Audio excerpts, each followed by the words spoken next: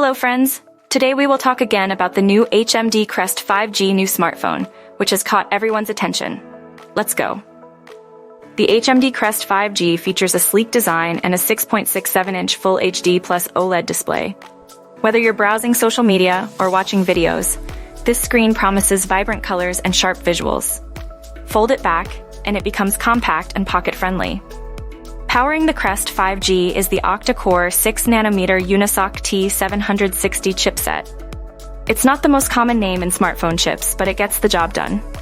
Memory-wise, you have two options: 6GB of RAM with 128GB of storage, or 8GB of RAM with 256GB of storage. Selfie enthusiasts, rejoice!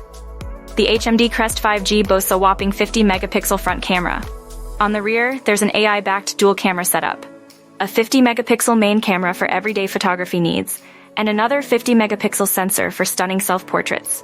A 5,000 mAh battery keeps the Crest 5G powered up.